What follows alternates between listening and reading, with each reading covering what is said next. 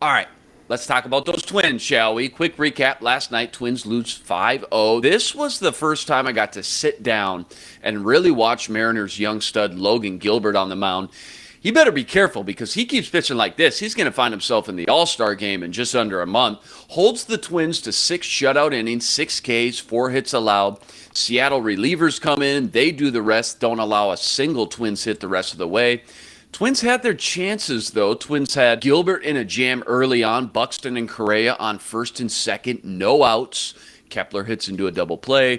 Urshela flies out to right. Very next pitch. Twins go 0 for 5 with runners in scoring position. In fact, came from two batters only. Kepler was 0 for 3 and Urshela was 0 for 2 with runners in scoring position. Joe Ryan's first start after missing 3 weeks on the COVID list.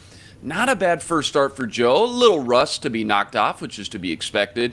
He goes 4 2/3, allows 5 hits, 4 earned, 3 Ks, 2 bomb shots. He gets yanked 74 pitches. Twins looking to still come away with the series, though, tonight. Reggie, your quick thoughts on last night's performance? Man, so much was said, especially by us, about how the Twins just managed to really fare out well without their ace, Joe Ryan, without Sonny Gray. And, I made a What'd you I do? made a comparison last night on Care 11 that, you know, the Twins starting pitching was comparable to when your job makes a bunch of hires while you're on vacation and you come back and you look around, you're like, who is that? You like whispering, you don't want them to hear you.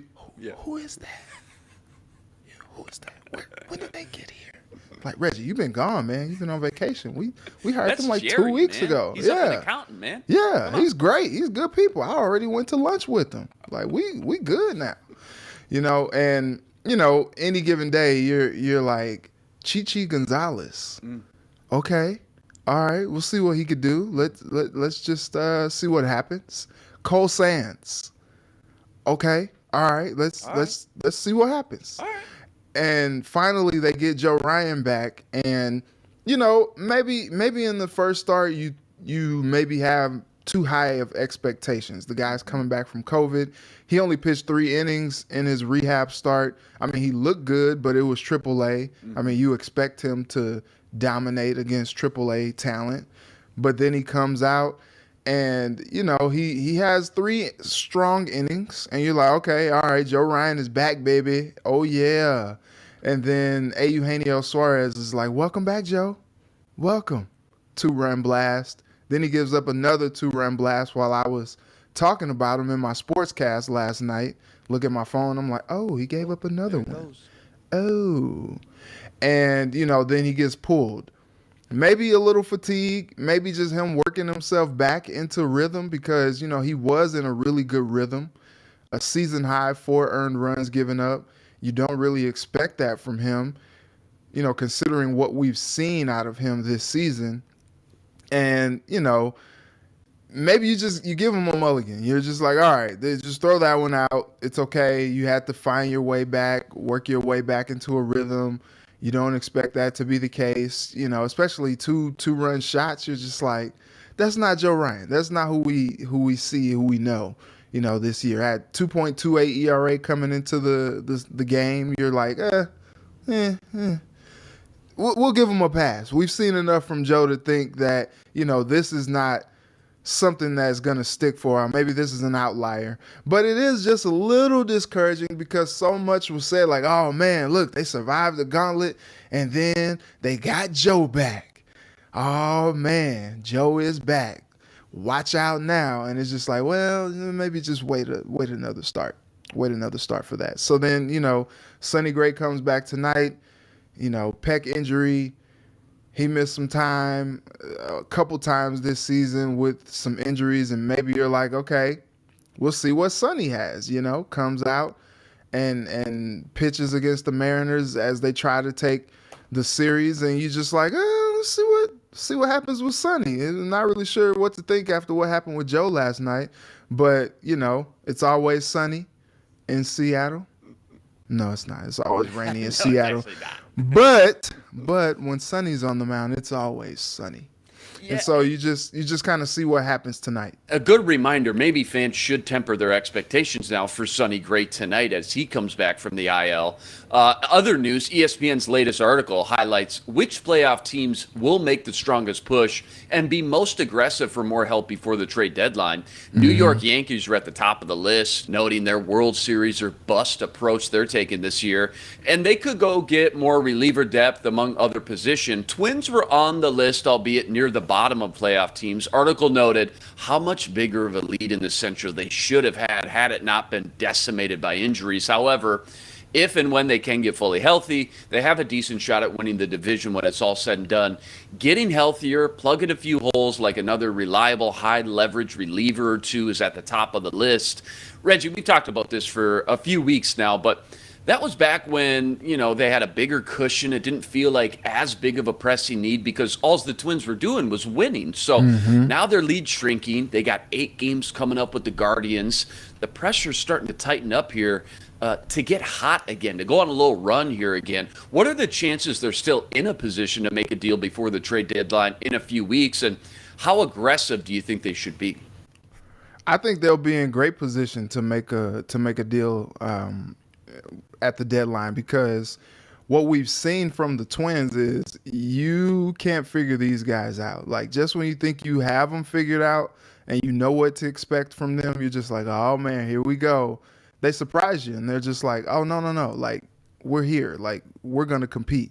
And so it's gonna be interesting when they do play the Guardians, because they are the team that is directly behind them, which means like they can't give up much ground.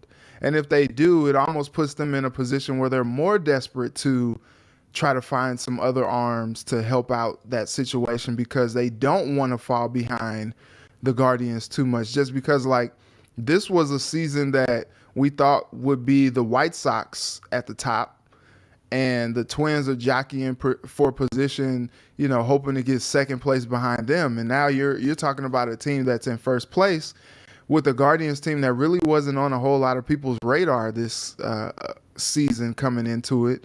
And you're just like, well, like, if they are going to compete, against the Guardians, no less, like, they're going to need to have the best complement of arms that they can get. And so the issue, though, with that, Luke, is who do you give up? Right. You have so much, like, upside with so many guys. You just like, we've seen Jermaine Palacios get called up and do well. We've seen Jose Miranda get hot.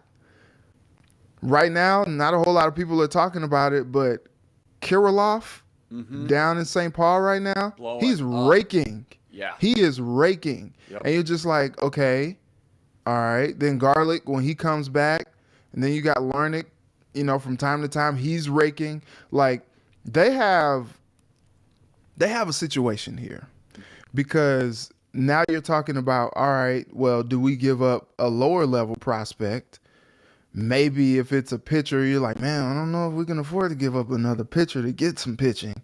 They made that swing already this season, and a lot of people are still kind of up in arms about it, which was getting Chris Paddock for Rodgers.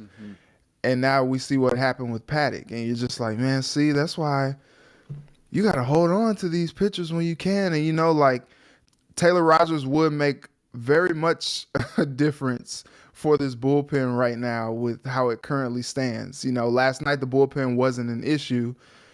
Really, the last 2 nights the bullpen haven't been an issue, but we have seen it rear an ugly head several times this season. So if you find yourself in a position where you can go get a solid reliever that can help anchor that bullpen staff, you got to go do it. But my question is, who do you part with? Because everybody right now just seems so precious. Yeah, you're right. They got a handful of just young, budding talent right now that when they get called up, they flash a little bit here or there. Hmm. Are you ready to part ways with all that? Do you want to go even younger in the prospect? Well, Austin Martin, the catcher, remember we got him from the Blue Jays with the Jose Barrios deal. It's just tough anytime you're parting with some of this young, budding talent that we've seen, not just in Minnesota Twins history, but Minnesota history, giving up some young talent and watching them flourish. It's a tough pill to swallow for sure for fans. Twins still looking to win the series tonight, with Sonny Gray making his first appearance since hitting the IL a few weeks ago. A rare afternoon game, first pitch 3:10 p.m. today. Rest assured, Reggie and I will be here tomorrow to break it all down.